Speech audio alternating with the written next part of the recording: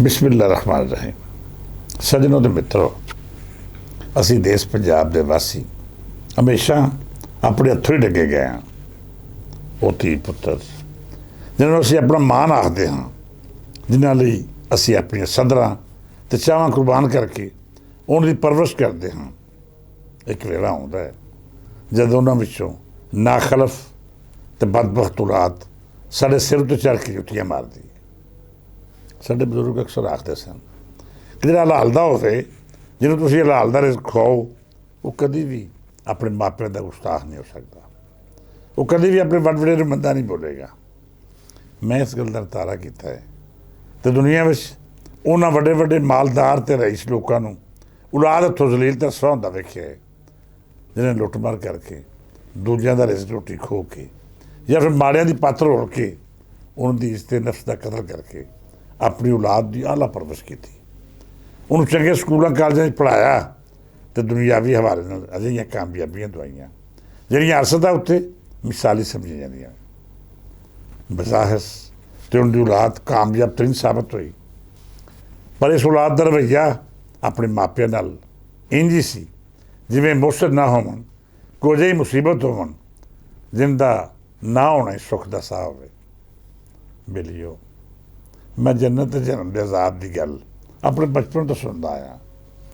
ਵੱਡੇ ਦੱਸਦੇ ਸਨ ਕਿ ਰੱਬ ਜਿਸ ਤੋਂ ਨਾਰਾਜ਼ ਹੋਵੇ, ਉਹਦੀ ਹਯਾਤੀ ਦੁਨੀਆ ਵਿੱਚ ਜ਼ਿਲਤ ਅਤੇ ਰਸਵਾਈ ਦਾ ਸਬੱਬ ਬਣਦੀ ਹੈ। ਮੈਂ ਨਾਖਲਫ ਔਲਾਦ ਦੀਆਂ ਬੇਸ਼ੁਮਾਰ ਮਿਸਾਲਾਂ ਦੇ ਸਕਦਾ ਹਾਂ। ਇੱਕ ਤਾਂ ਉਸ ਸ਼ਖਸ ਦੀ ਮਿਸਾਲ ਵੀ ਹੈ ਜਿਹਨੇ ਮੇਰੇ ਸਾਹਮਣੇ ਸਰਕਾਰੀ ਅਤੇ ਪ੍ਰਾਈਵੇਟ ਜ਼ਮੀਨਾਂ ਉੱਤੇ ਕਬਜ਼ੇ ਕੀਤੇ, ਮਾੜਿਆਂ ਦਾ ਹੱਕ ਮਾਰਿਆ, ਧੋਖਾ ਫਰਾਡ ਅਤੇ ਬੇਈਮਾਨੀ ਨਾਲ ਸੈਂਕੜੇ ਮਕਾਨ ਬਣਾਏ। ਅਖੀਰ ਜਦੋਂ ਮਰਨ ਦਾ ਵੇਲਾ ਆਇਆ ਅਤੇ ਉਦੋਂ ਉਹ ਬੋਲ ਵੀ ਨਹੀਂ ਸਕਦਾ। ਉਹਨਾਂ ਲੋਕਾਂ ਤੋਂ ਮਾਫੀ ਮੰਗਣਾ ਚਾਹੁੰਦਾ ਸੀ ਜਿਹਨਾਂ ਦਾ ਸਾਰੀ ਉਮਰ ਹੱਕ ਮਾਰਦਾ ਰਿਹਾ, ਪਰ ਰੱਬ ਨੇ ਉਹਨੂੰ ਨਾ ਮੋਹਲਤ ਦਿੱਤੀ ਅਤੇ ਨਾ ਹੀ ਤੌਫੀਕ।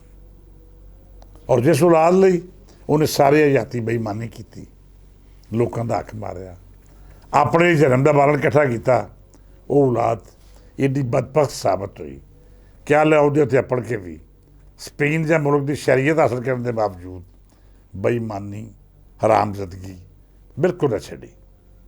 ਝੂਠੇ ਕੁਰਾਨ ਚੁੱਕਣਾ ਅਤੇ ਕਲਮਾ ਪੜ੍ਹ ਕੇ ਝੂਠੀ ਗਵਾਹੀ ਦੇ ਦੇਣਾ ਉਹਨਾਂ ਦੀ ਫਿਤਰਤ ਸ਼ਾਮਿਲ ਸੀ। ਉਹਨਾਂ ਦੇ ਪਿਓ ਨੇ ਤੇ ਆਪਣਾ ਅੰਜਾਮ ਵੇਖ ਲਿਆ। ਪਤਾ ਨਹੀਂ ਅਗਲੇ ਜਹਾਨੇ ਜਾ ਕੇ ਉਹ ਕੀ ਭੁਗਤ ਰਿਹਾ ਹੋਵੇਗਾ। ਦੁਨੀਆ ਵਿੱਚ ਜੋ ਕਮਾਇਆ, ਕਿਸੇ ਦਾ ਹੱਕ ਮਾਰਿਆ, ਕਿਸੇ ਦੀ ਜੇਬ ਕੱਟੀ, ਇਹ ਸਭ ਦਾ ਉਹਨੇ ਕਿਵੇਂ ਹਿਸਾਬ ਦਿੱਤਾ ਹੋਵੇਗਾ, ਇਹ ਤਾਂ ਰੱਬ ਹੀ ਜਾਣਦਾ ਹੈ। ਪਰ ਜੋ ਉਹਦੀ ਔਲਾਦ ਕਰਦੀ ਰਹੀ ਅਤੇ ਕਰ ਰਹੀ ਹੈ, ਉਹਨਾਂ ਦਾ ਵੇਖੋ ਕੀ ਅੰਜਾਮ ਹੁੰਦਾ ਹੈ।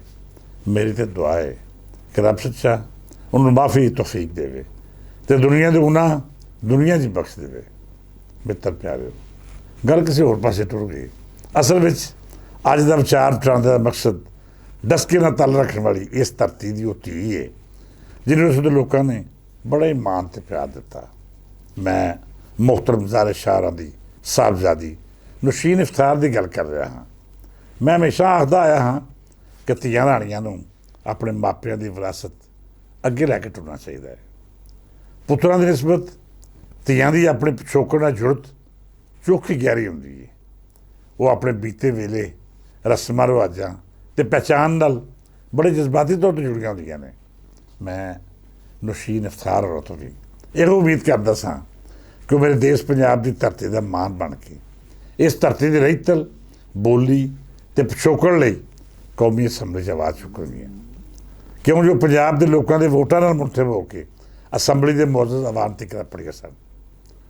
ਉਹਨੂੰ ਵੋਟਾਂ ਪਾਉਣ ਵਾਲੇ 99% ਲੋਕ ਨੇ ਜਿਹੜੇ ਠੇਠ ਪੰਜਾਬੀ ਬੋਲਦੇ ਨੇ ਅਤੇ ਆਪਣੇ ਪੰਜਾਬੀ ਹੋਣ 'ਤੇ ਮਾਣ ਕਰਦੇ ਨੇ। ਪਿੰਡਾਂ ਥਾਵਾਂ ਵਿੱਚ ਮਿਹਨਤ ਮਜ਼ਦੂਰੀ ਕਰਨ ਵਾਲੇ ਲੋਕ ਪੂਰੇ ਮੁਲਕ ਦੀ ਮਈਸ਼ਤ ਦਾ ਪਹੀਆ ਗੇੜਦੇ ਨੇ। ਜਿੰਨਾ ਮੈਂ ਜਾਣਦਾ ਹਾਂ ਕਿ ਧੀ ਰਾਣੀ ਨੌਸ਼ੀਨ ਇਫਤਾਰ ਦੇ ਮਰਹੂਮ ਅੱਬਾ ਜੀ ਪੰਜਾਬੀ 'ਚ ਗੱਲ ਕਰਦੇ ਸਨ। ਉਹਨਾਂ ਦੀ ਮਾਂ ਵੀ ਇਸੇ ਬੋਲੀ ਰਾਹੀਂ ਨੌਸ਼ੀਨ ਬੀਬੀ ਨਾਲ ਪਿਆਰ ਕਰਦੀ ਰਹੀ, ਬਚਪਨ ਵਿੱਚ ਲੋਰੀਆਂ ਸੁਣਾਈਆਂ ਅਤੇ ਉਹਦੀ ਪਰਵਰਿਸ਼ ਕੀਤੀ। ਨੌਸ਼ੀਨ ਇਫਤਾਰ ਹੋਣ ਦੇ ਆਲੇ ਦੁਆਲੇ ਜਿੰਨੇ ਵੀ ਲੋਕ ਨੇ, ਉਹਨਾਂ 'ਚ ਅਕਸਰੀਅਤ ਅਜਿਹੇ ਲੋਕਾਂ ਦੀ ਹੈ ਜਿਹੜੇ ਪੰਜਾਬੀ ਬੋਲਦੇ ਨੇ। ਪਰ ਬੜੀ ਹੈਰਤ ਦੀ ਗੱਲ ਹੈ, ਬਚਪਨ ਤੋਂ ਲੈ ਕੇ ਹੁਣ ਤੱਕ ਵੋਟਾਂ ਹਾਸਲ ਕਰਨ ਤੋਂ ਲੈ ਕੇ असैम्बली के फ्लोर उत्ते तकरीर करन तिकर उन्होंने इस गल की समझ ही नहीं आई कि पंजाबी बोलने वाले लोग कौन ने तो उन्होंने रुतबा की है। इस बीबी ने असैम्बली के फ्लोर उत्ते गलबात करदे आख्या कि ऐवान मुअज़्ज़ज़ है जिथे बजट पेश किए जाते हैं, इत्थे पंजाबी भी तकरीर करने नाल इहदा डेकोरेंडम मजूर होंदा है। सज्जनों ते मित्रों, रब जानदा है, मैं इस बीबी दी गल्लां सुन के हैरान रह गया। मेरी अक्खां 'च हंझू आ गया तो मेरा दिल इंज मुट्ठ 'च आ गया जिवें इहनूं होर धड़कण की कोई ख्वाहिश ही नहीं। मैं बार बार इस बीबी दी तकरीर का हिस्सा सुनिया, अपने आप को लग समझाया कि शायद नौशीन अफ्तार होने का मकसद कुछ होर होवे। शायद उस बीबी ने जो गल्लां कीतियां उस सियाको सबाक तो हट के पेश की गई होण, पर हर बारी सच के शीशे में मैं अपने आप की राय देख के झूठा ही साबित होया। लोग सच्चे सन तो मेरी खुशगुमानी झूठी। मैं नौशीन बीबी दी गल्लां सुन के भिजियां हुई अखां दे नाल किन्नी देर चुप चपीता अपने आप ने इज़हार अफसोस करता रहा कि जिहड़ियां धीआं धरती दियां वारस होण दा दावा रखदियां ने, उन्हां विचों नौशीन अफ्तार जिहियां सिरकड़ रहियां जवानियां किस सोच दी मालक ने। ओ धीए, तू की आख रही सैं? तेनू पता है तू किस बोली नूं मंदा आख रही है? तेनू अंदाज़ा भी है कि तू कितनी वड्डी गल करती है?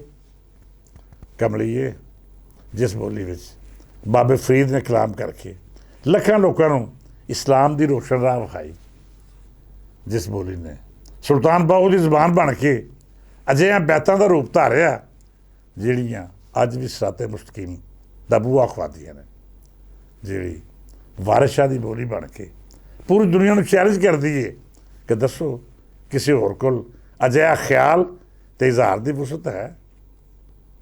जिहड़ी बोली बुल्ले शाह दी है, जिहड़ी बोली शाह हुसैन बोलिया, तो जिस बोली उत्ते मियाँ मोहम्मद बख्श नूं माण है।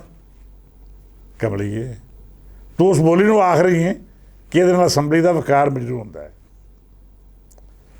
मैं अखरां दा इंतखाब बड़ा सोच समझ के कर रहा हाँ, क्यों जो धीआं दे हवाले नाल गल करन लग्या बंदे नूं 1000 वारी सोचना पैंदा है।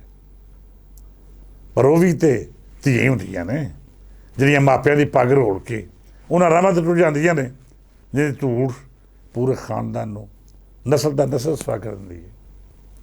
धीआं तो वो भी हुंदियां ने जिहड़ियां अदालतां विच मापिਆਂ ਦੇ सिर 'ਚ खे पवा के आख दिंदियां ने कि मेरे सक्के नहीं, पर फिर भी मेरे जिहे लोग उन्हां धीआं दा भी आदर करते हैं, क्योंकि धी नाल मुहब्बत का इजहार मेरे नबी करीम सल्लल्लाहु अलैहि वसल्लम ने किया।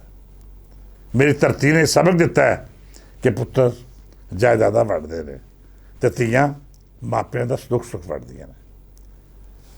बेटे, जिस बोली ने तू मंदा बोलिया है उस बोली ने मैनूं ये सिखाया है कि धी हमेशा इज्जत ते मान की उस थावें होंदी है जिस मुकाम नूं पुत्र जो मर्जी कर लैन अपड़ नहीं सकते। पर नौशीन पुत्र, तू तो अखीर कर छड्डी, तू धी हो के भी अपनी माँ की पत्त नूं मिट्टी च रोलिया। उस धरती माँ की इज्जत ते वकार बारे गल की जिन्हें तेनों ये मुकाम ते मरतबा दिता। उस मिट्टी की बोली नूं मंदा बोलिया जिन्हें तेनों इज्जत दी। कमलीए, तेन तो उस धरती के लोगों ने मुंतखब किया है जिहड़ी घट्टो घट्ट 6000 साल पुरानी रेतल की वारस है। सियालकोट के आल दुआले इलाका वो है जिथों पंजाब की तहजीब ने जन्म लिया।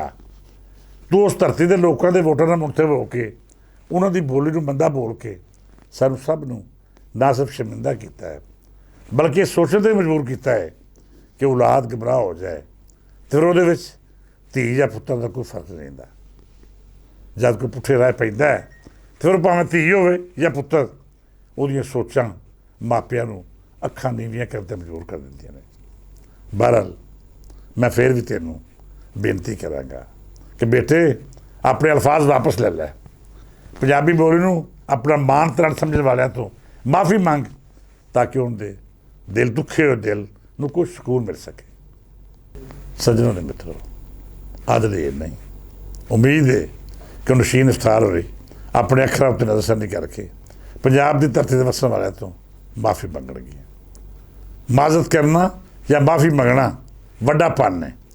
फिर उस वेले तो माफ़ी फर्ज हो जाती है जब तुसी ਆਪਣੇ ਪਿਓ ਮਾਂ ਜਾਂ ਮਾਂ ਬੋਲੀ ਦੀ ਗੁਸਤਾਖੀ ਕਰੋ, ਤੁਹਾਨੂੰ ਆਪਣੀ ਧਰਤੀ ਦੀ ਬੇਇੱਜ਼ਤੀ ਕਰਨ ਮਗਰੋਂ ਮਾਫੀ ਮੰਗਣ 'ਚ ਜ਼ਰਾ ਸ਼ਰਮ ਨਹੀਂ ਹੋਣੀ ਚਾਹੀਦੀ। ਇਸ ਦੁਆ ਨਾਲ ਇਜਾਜ਼ਤ ਦਿਓ ਕਿ ਰੱਬ ਸੱਚਾ ਨੌਸ਼ੀਨ ਇਫਤਾਰ ਦੀਆਂ ਧੀਆਂ ਅਤੇ ਪੁੱਤਰਾਂ ਨੂੰ ਆਪਣੀ ਬੋਲੀ ਅਤੇ ਧਰਤੀ ਨਾਲ ਵਫਾ ਨਿਭਾਉਣ ਦੀ ਤੌਫੀਕ ਦੇਵੇ। ਰੱਬ ਸੱਚਾ ਸਭ ਦੀ ਔਲਾਦ ਨੂੰ ਆਪਣੀ ਮਿੱਟੀ ਅਤੇ ਬੋਲੀ ਨਾਲ ਪਿਆਰ ਕਰਨ ਦੀ ਤੌਫੀਕ ਹਿੰਮਤ ਦੇਵੇ। ਅੱਜ ਲਈ ਇੰਨਾ ਹੀ, ਇਜਾਜ਼ਤ ਦਿਓ। ਰੱਬ ਰੱਖ।